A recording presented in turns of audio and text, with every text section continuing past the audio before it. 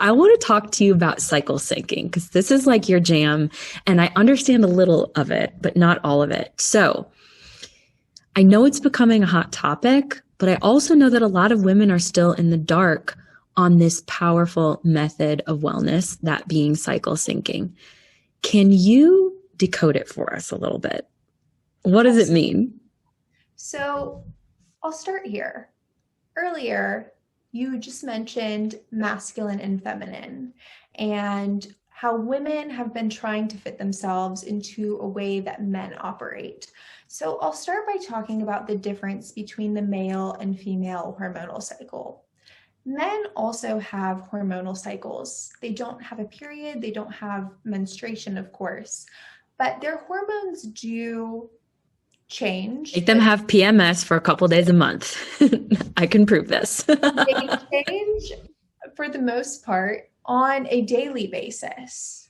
So every morning, men wake up with peak levels of testosterone and cortisol. Women also have a cortisol peak in the morning, or, we should. If there's not, then that can be an imbalance that some people have as well.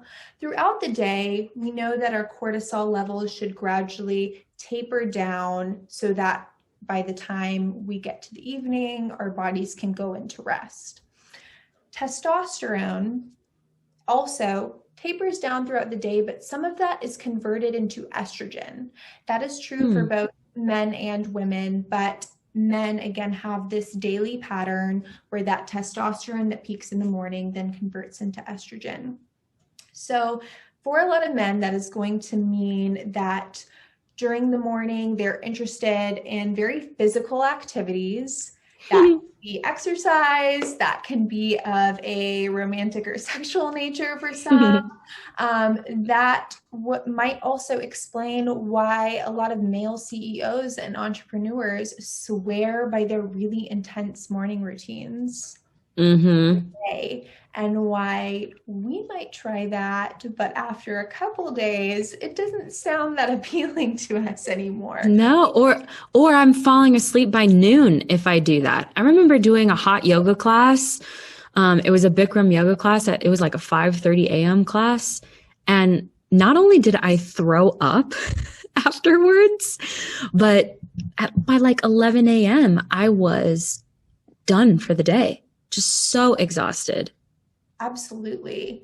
And so every night, male hormones reset, whereas our hormones operate on a monthly basis. And most of us have only been taught to pay attention to one phase, which is the period or menstrual phase.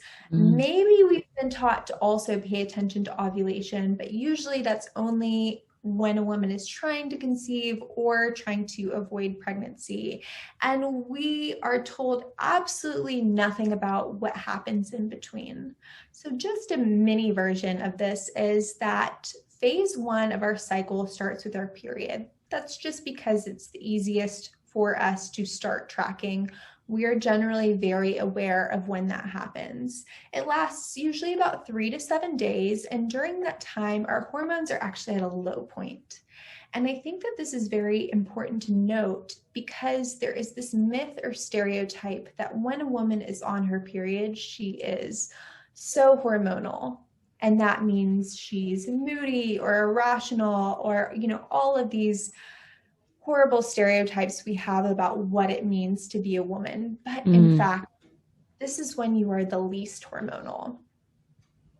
As you finish your menstrual phase, you go into the second phase, which is called the follicular phase. And this is named after follicle stimulating hormone. So your hypothalamus, which is in your brain, tells your pituitary gland to start releasing follicle stimulating hormone. And that means that your cycle doesn't start in your ovaries or uterus. It starts in your brain, which is really cool. And that follicle stimulating hormone communicates with your ovaries because hormones are messengers. Hormones are influencers. They're always networking and communicating with each other all over your body. Anything that is endocrine affects something in a distant part of the body. And so it's telling your ovaries to start producing estrogen. And estrogen is a fabulous hormone. She makes us outgoing. She is anabolic. She's a growth hormone. So she's responsible for our feminine curves as well as helping us grow lean muscle. She helps light up those communication centers in our brain. And day by day, that follicle stimulating hormone works with our circadian rhythm. So it kind of pings or pulses every day, and our estrogen rises day by day, and usually our mood and our energy rise with it. And then we approach ovulation. And once again, that hypothalamus tells the pituitary gland to release a hormone. This time it's luteinizing hormone. And luteinizing hormone is responsible for an egg maturing. During ovulation, an egg matures. We release an egg. We're most fertile during this time. But we are also the most social, the most energetic, the most eloquent and communicative and resilient to stress that we will be all month, because nature wants us to be an ideal partner. But I want to say that even if you're not trying to conceive, that doesn't mean you can't also use those things. Yeah. Harness. A business goal, or having a TED Talk, talking on a podcast, reaching a PR, a personal record in the gym, whatever it is, you can still use those really high energy milestones and try to schedule them around that time. After you ovulate, estrogen then lowers day by day and progesterone rises. And progesterone is less outgoing, less of a social butterfly than her sister estrogen, but she is really this unsung hero. She is very anti-stress. She wants us to change the way we work. She wants us to decrease the amount of stress in our life. She's very detail-oriented. She is pro-thyroid. She increases our basal body temperature, so she increases our thermogenesis. She is pro-metabolic. And so if a woman is pregnant, progesterone continues to rise throughout the rest of the pregnancy. Whereas if a woman is not pregnant, progesterone drops, and that will trigger the onset of her next period. That's a little, yeah.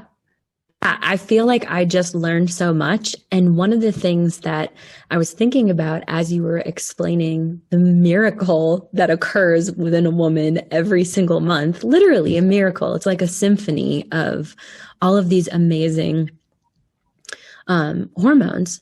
But what I was thinking about is when I am in tune with my body, when I'm paying attention, when I'm asking my body what it needs, everything that you described in each cycle is what I want. Like, especially before I have my period, I want to draw back. I want to be alone. I want to do my tasks. I want to read books. But like during the ovulation phase, I am like a social butterfly. I want to have my phone calls. I want to do all of that stuff. So it's just incredible to me that we are such wildly intelligent beings, and we can, if we choose, harness, like you have recommended, harness our hormones to enhance our lives instead of blaming them for being a disruptor. They really are like superpowers. So let's start viewing them like superpowers.